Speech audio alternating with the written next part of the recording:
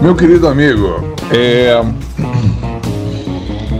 na verdade, esse experimento mental do Schrödinger, né? Ele foi pensado e ele foi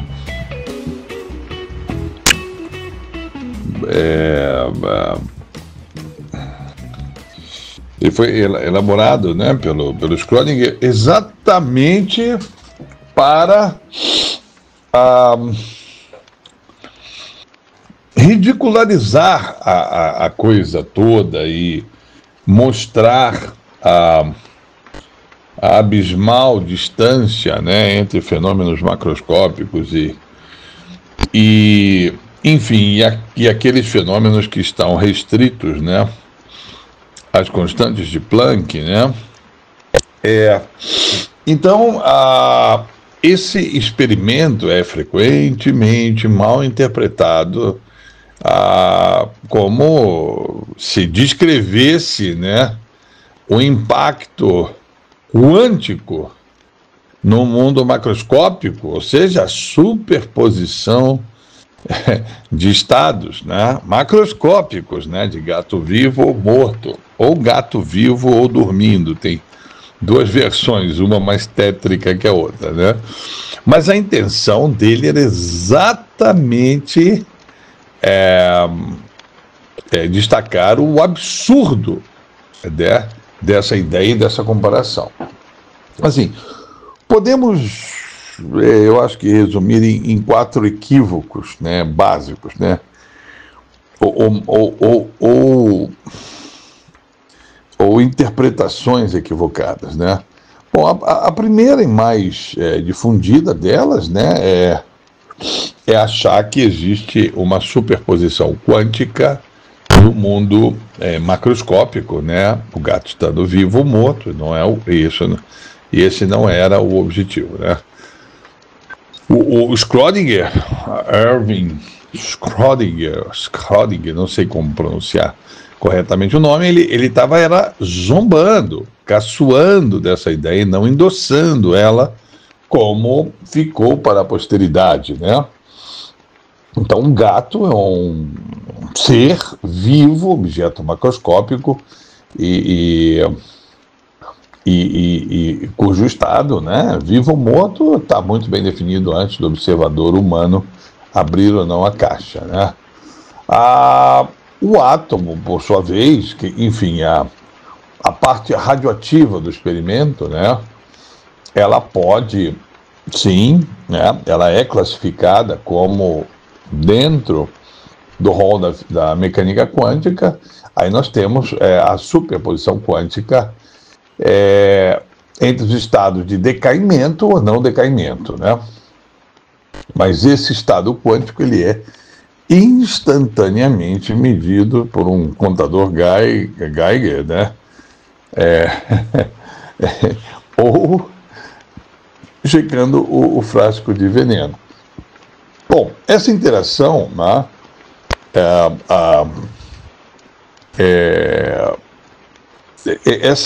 essa aposta, essa crendice, né, da interferência do observador humano em um fenômeno macroscópico, né, é uma forçação de barra, né, quando na realidade, né, o mundo macroscópico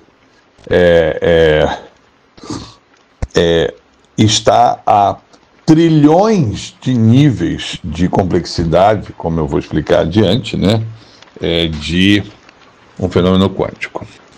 Uma segunda má interpretação mais elaborada, né, refere-se a como se a consciência humana, né, causasse o colapso da função de onda, né? Então, também erigiram-se crendices a respeito de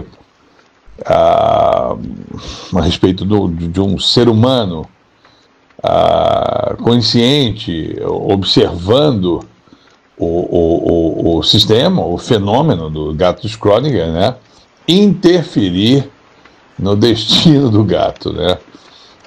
Isso atribui um papel especial, mas fundamentalmente errôneo, a nós, a observadores conscientes, né?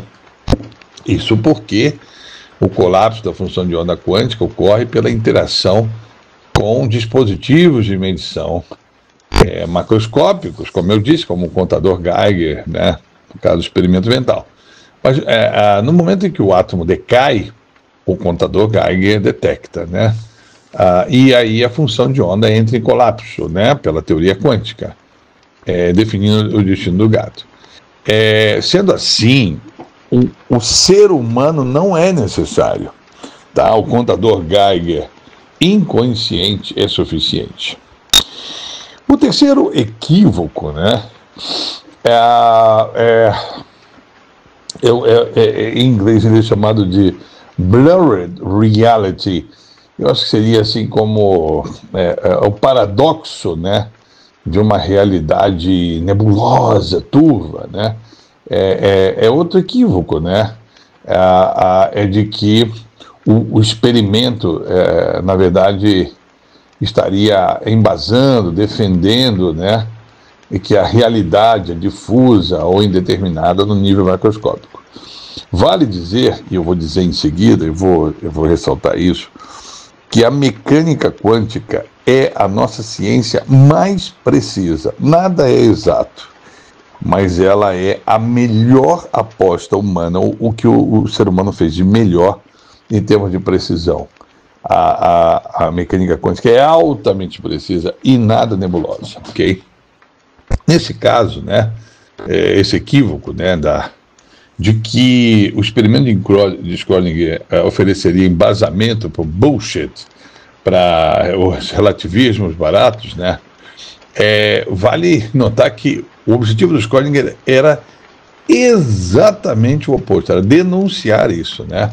Ele usou um gato para mostrar que a superposição quântica, se isso fosse aplicado ingenuamente, bobamente, né? Ou com má intenção ao mundo macroscópico, né? Isso nos levaria a uma conclusão absurda e incompatível com a realidade observada, vivida, sabida, né? Ele argumentou ainda, Schrödinger, em seu tempo, argumentou que a realidade não era, na visão dele, uma coisa nebulosa, tá? Ele acreditava, sim, na concretude e até participou da nomenclatura mecânica, tá? Ele acreditava, sim, numa realidade tangível e concreta. O quarto equívoco, né, tradicional, é que alguns argumentam que o experimento mental comparam, né, o experimento mental a lançar uma moeda, né, e portanto, né, a impossibilidade de afirmar se vai sair cara ou coroa, né. Então, nessa visão, né, comumente propagada, o gato estaria vivo ou morto com 50% de probabilidade. E ao abrirmos a caixa, né, a gente teria, então, a informação que faltava, né. Essa visão, ela mistura estatística e superposição quântica, coisas que não têm absolutamente nada a ver, muito embora existam probabilidades na mecânica quântica, né? Eu digo isso porque, bom, a estatística descreve um sistema onde a probabilidade representa exatamente a nossa ignorância em relação a estados já determinados. Então existem estados determinados, cara ou coroa, e nós, antes que o fenômeno ocorra, a gente mede essa ignorância a partir da probabilidade 50-50, já que a gente não tem nenhuma informação sobre eventuais vícios, né, nessa moeda. Já a superposição quântica descreve um sistema em que múltiplos estados coexistem. É diferente, é outra coisa, tá? E nesse experimento mental, né, o sistema quântico, no caso, o átomo e o decaimento, né, e o eventual decaimento, está em uma efetiva, verdadeira superposição, até que interaja com o detector, o que torna a superposição quântica fundamentalmente diferente de simplesmente não dispor da informação, no caso do lançamento da moeda, tá? São coisas diferentes. Bom, então nós precisamos sair de todo esse imbróglio, essa crendice, né? E sintetizando com o que se chama de coherence ou de coerência, né? De coerência é o processo, né, mental, crítico, de análise crítica, pelo qual um sistema quântico ele vai perdendo as suas propriedades, né, a citar, além da superposição quântica, o entanglement, né, é outro fenômeno sumamente quântico, né. Então, a decoerência o sistema quântico ele vai perdendo, digamos assim, as suas propriedades, principalmente essas spooky properties, né, essas propriedades enigmáticas, né, e porque interage com o ambiente circundante. Essa interação faz com que o sistema se comporte mais como um sistema clássico, um objeto clássico, previsível, pelas leis ditas clássicas. E assim a gente vai saindo do mundo quântico e adentrando suavemente em camadas de complexidade, de interação, a gente vai interagindo com o mundo clássico, o mundo que a gente observa com mais facilidade. E que pese, hein?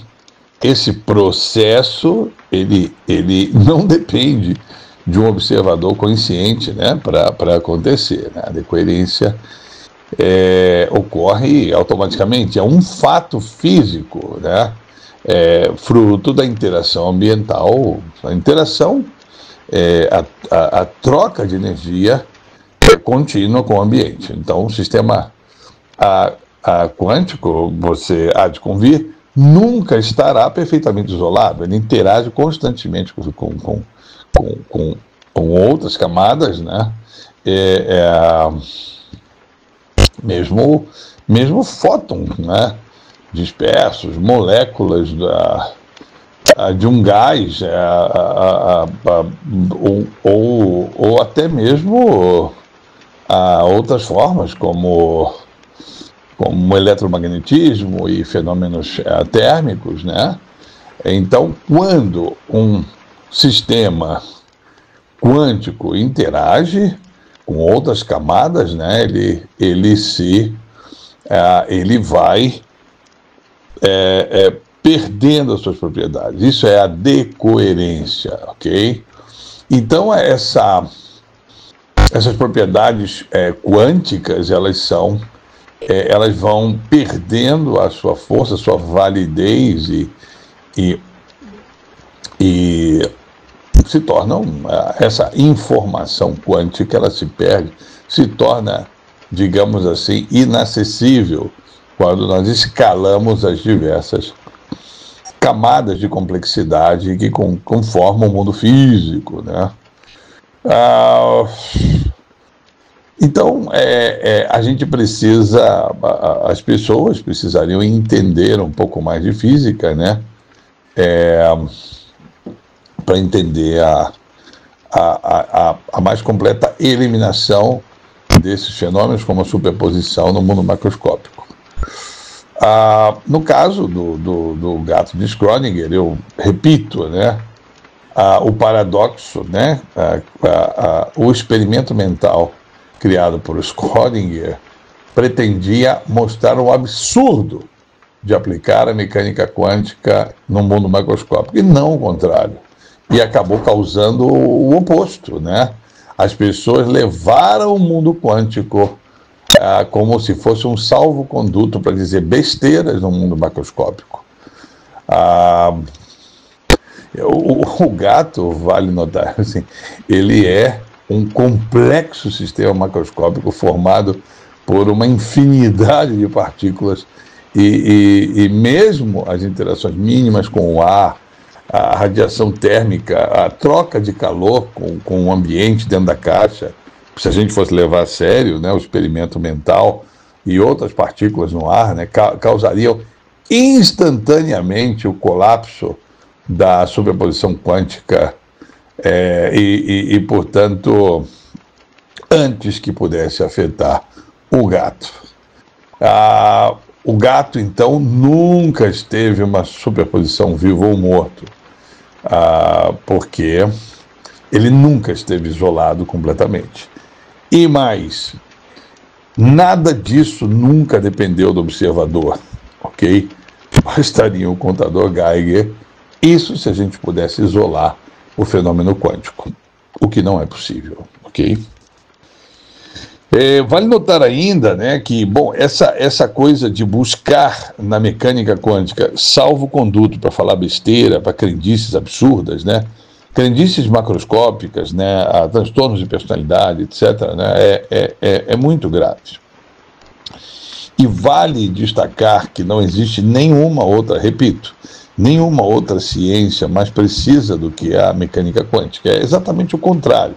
Mas fenômenos que só existem nos limites quânticos, né, como o entrelaçamento e a superposição, são utilizados, né, como um passe livre para falar besteiras, né. Eu destaco, inclusive, né, é curioso, né, odiernamente, né, Sapolsky tem explicado, contribuído em explicar que não existe qualquer chance de livre-arbítrio, né, nos fenômenos macroscópicos da mente humana, né. Mas acontece que o bullshit quântico, né, tenta se meter nesse debate macroscópico de duas formas antagônicas, né? De um lado, o grupo que lança mão da superposição, como no caso do gato de Schrödinger, para atestar a favor do livre-arbítrio. E tem aquele grupo que usa a favor da não existência do livre-arbítrio, né? Enquanto o Sapolsky argumenta que, embora eventos quânticos tenham sejam probabilísticos, né? Eles operam em uma escala, são probabilísticos, mas não são a mesma coisa que jogar uma moeda, né? Porque existe uma sobreposição de estados, existe a chance da sobreposição. Eles operam em uma escala subatômica, restrita às constantes de Planck e muito distante, em muitas níveis, né? Incontáveis níveis de complexidade abaixo dos processos eletroquímicos do cérebro humano, né? Nos tecidos do cérebro humano, nos neurônios e tal. É muito interessante, né? Os neurônios, né, operam em um ambiente quente e úmido, né? E isso anularia, assim, solaparia, né, a chance de qualquer efeito quântico, né? Causando a decoerência, né, de toda essa baboseira, né? Então, o circuito neural não tem a menor chance. Um tecido vivo, biológico, úmido e quente não tem a menor chance de abrigar fenômenos quânticos, né? E Max Tegmark é um extraordinário físico, né? Ele calculou essa escala, né? De decoerência quântica, né? No ambiente cerebral e chegou a trilhões de níveis, né? De distância em complexidade, né? Entre a estranheza quântica e, digamos, a realidade dos nossos circuitos neurais, né? Então, isso também não procede, né? Portanto, a mecânica quântica é a nossa aposta mais precisa, né? Imagine você, por exemplo, um exemplo, a eletrodinâmica quântica, né? Ela prevê com a absoluta precisão o momento, né, magnético de um elétron, né, com uma precisão de uma parte em 1 trilhão. Essa por exemplo, se não a mais precisa, mas é uma dos experimentos mais precisos da história de toda a intelectualidade humana, né? Então, assim, físicos, né, não encaram a estranheza quântica com o sensacionalismo dos leigos e dos ignorantes, né? Refiro-me, né, à superposição, ao entrelaçamento quântico, né? Isso é calculado de maneira muito precisa. Isso está incorporado de maneira muito precisa na teoria e é uma ferramenta poderosa no mundo subatômico, né? Não é de forma alguma uma licença para xamanismos diversos ou invocar explicações mágicas, pseudocientíficas, etc., para fenômenos macroscópicos como a consciência ou o comportamento. Então é isso, ou seja, o gato de Schrödinger tinha esse propósito lá atrás, satirizar, né, todo esse bullshit, né, de misturar eventos quânticos com o mundo macroscópico, né, que eles já eram chamados à época, né, de curandeiros quânticos e místicos, né, que hoje são ainda mais frequentes, né. Então, e que pese, né, mesmo defendendo que as evidências demonstram cabalmente que não existe livre-arbítrio, eu devo recusar a explicação quântica disso. Não, não existe nada a ver com flutuações quânticas, a questão da não existência do livre-arbítrio não depende disso, não é explicada por isso. Os efeitos quânticos são irrelevantes na função cerebral. E muito antes disso, né, eles estão trilhões de camadas de complexidade distantes. Inclusive, né, a decoerência, quer dizer, o desaparecimento desses efeitos quânticos quando nós interagimos com o meio, né,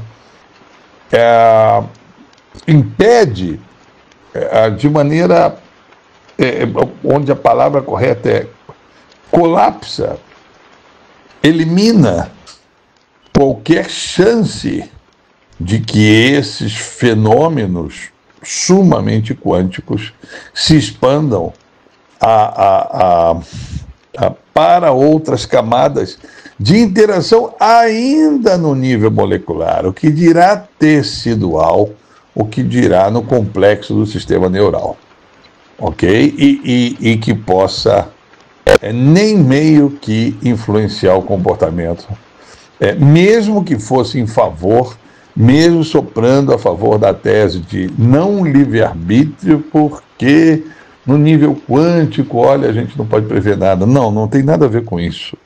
A mais completa ausência de chance por livre-arbítrio, ela é explicada e justificada no nível macroscópico, tá ok? E não por qualquer tipo de besteira quântica.